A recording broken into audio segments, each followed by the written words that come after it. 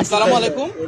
আসসালামু আলাইকুম গণমাধ্যমের প্রিয় সাংবাদিক ভাই ও বোনেরা, আপনারা ইতিমধ্যে অবহিত রয়েছেন যে বাংলাদেশের মাননীয় প্রধানমন্ত্রী জনাব তারেক রহমান খুব সংক্ষিপ্ত একটি বিদেশ সফরে গিয়েছিলেন। এখানে 3টি পর্ব ছিল। প্রথম পর্বে তিনি মালয়েশিয়ায় গিয়েছিলেন, সেখানকার মাননীয় প্রধানমন্ত্রী এবং রাজার সাথে বাংলাদেশের বিভিন্ন দ্বিপাক্ষিক বিষয়ে আলোচনা করেছেন। তারপর চীনের দালিয়ানে ওয়ার্ল্ড ইকোনমিক ফোরামে একটা অধিবেশনে যোগদান করেছিলেন। সেখানে ওয়ার্ল্ড ইকোনমিক ফোরামের প্রেসিডেন্ট এবং সিইও সহ বেশ কিছু ইনভেস্টরদের সাথে কথা বলেছেন এবং পরবর্তীতে চীনের রাজধানীতে চীনের মাননীয় প্রিমিয়ার ইনভিটেশনে গিয়ে সেখানে চীনের প্রিমিয়ার এবং প্রেসিডেন্টের সাথে বিভিন্ন রাজনৈতিক নেতৃবৃন্দদের সাথে বৈঠক হয়েছে। আমরা অভিভূত হয়েছি এই 3টি পর্বেই যেভাবে রাষ্ট্র বাংলাদেশের নির্বাচিত সরকার প্রধানকে সম্মান দিয়েছে, ভালোবাসা দিয়েছে, লাল গালিচা সংবর্ধনা দিয়েছে। এটি শুধু মাননীয় প্রধানমন্ত্রী না, বাংলাদেশের জন্য একটি বিশাল গৌরবের বিষয়। যখন একজন সরকার প্রধানের ক্ষমতার উৎস হয় জনগণ, তখন কিভাবে সেই সম্মান এবং আত্মমর্যাদা বিশ্ব দরবারে ফুটে ওঠে, আমরা সেটাই দেখেছি।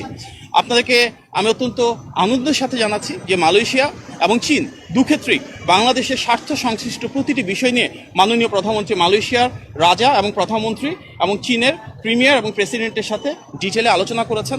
বাংলাদেশের স্বার্থ, বাংলাদেশের সার্বভৌমত্ব এবং বাংলাদেশের বিনিয়োগ কীভাবে বৃদ্ধি করা যায়, বাণিজ্যের প্রসার কীভাবে করা যায়, কর্মসংস্থান কীভাবে সৃষ্টি করা যায়, পিপল টু পিপল কানেক্টিভিটি অর্থাৎ শিক্ষা, স্বাস্থ্য, কালচার, মিডিয়া প্রতিটি ক্ষেত্রেই কিন্তু দুই দেশের সাথে বিস্তৃত আলোচনা হয়েছে।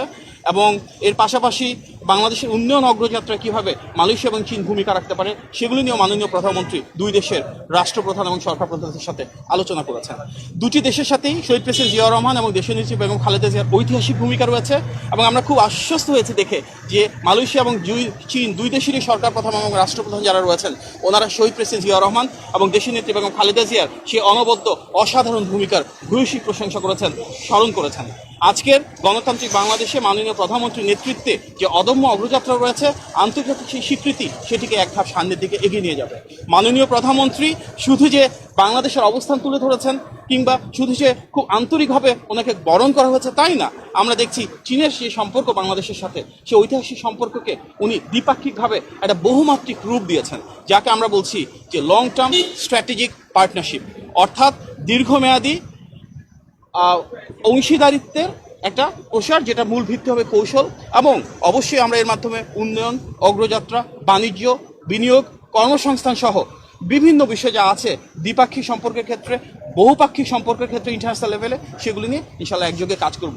মাননীয় প্রধানমন্ত্রী এবং চীন এবং মালয়েশিয়ার সরকার প্রধান যারা রয়েছেন তাদের মাঝে যে উষ্ণ সম্পর্ক আমরা দেখেছি, যে আন্তরিকতা আমরা দেখেছি, ইনশাআল্লাহ সামনের দিনগুলোতে বাংলাদেশকে এগিয়ে নিয়ে যাওয়ার ক্ষেত্রে, জনগণের ভাগ্য পরিবর্তন করবার ক্ষেত্রে সেগুলো অনেক বড় ভূমিকা রাখবে।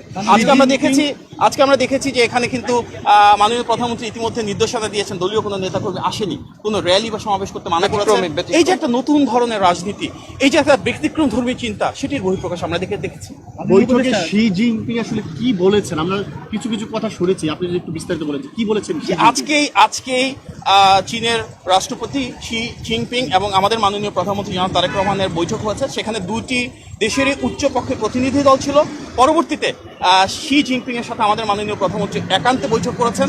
ওনাদের মাঝে দুই দেশের স্বার্থ সংশ্লিষ্ট অনেকগুলো বিষয় উঠে এসেছে এবং স্বাভাবিকভাবেই চীনের রাষ্ট্রপতি ভূয়সী প্রশংসা করেছেন শহীদ প্রেসিডেন্ট জিয়াউর রহমান, দেশনেত্রী বেগম খালেদা জিয়ার বর্তমানে নির্বাচিত সরকারের সাথে কাজ করবার জন্য অদম্য ইচ্ছা প্রকাশ করেছেন এবং বলেছেন যে সামনের দিনগুলোতে চীন অবশ্যই বাংলাদেশের পাশে থাকবে, বাংলাদেশকে সহযোগিতা করবে এবং বাংলাদেশের স্বার্থ সংশ্লিষ্ট বিষয়ে একসাথে কাজ করার জন্য ইতিমধ্যে দুটি দেশ ঐক্যমত পোষণ করেছে। একটি বিষয় সেটি হচ্ছে, আমরা দেখেছি মালয়েশিয়া সরকারের সাথে আমাদের প্রধানমন্ত্রী আমাদের যে শ্রম বাজার যেটি দীর্ঘদিন ধরে বন্ধ রয়েছে সেটি কিভাবে দ্রুত আবার খোলা যায় সে বিষয়ে কথা বলেছেন, এটি আমরা দেখেছি। কিন্তু আমরা ইতিমধ্যে বেশ কয়েকটি গণমাধ্যমে দেখেছি যে সেখানে রিপোর্ট করা হয়েছে যে খুব শীঘ্রই মালয়েশিয়ার শ্রমবাজার বাংলাদেশের জন্য খুলছে না।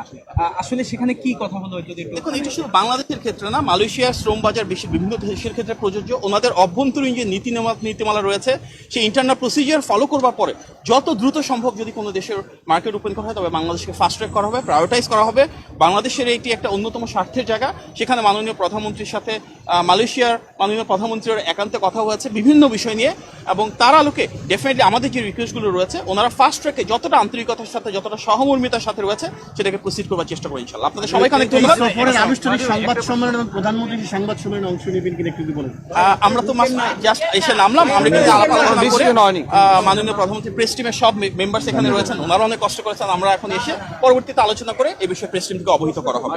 ধন্যবাদ। প্রেসিডেন্ট যে করিডোরের প্রস্তাবনা দিয়েছে সে বিষয়ে বাংলাদেশ ইতিবাচক না নেতিবাচক একটু বলবেন এই বিষয়ে অবস্থানটা কি? না, এখানে তো অবশ্যই আমরা চাই ব্যবসার প্রসার হোক, বাণিজ্যের প্রসার হোক, তাহলে বাংলাদেশে ইন্ডাস্ট্রিয়ালাইজেশন হবে, নতুন ইন্ডাস্ট্রি তৈরি হবে, ট্রেড ভলিউম বাড়বে।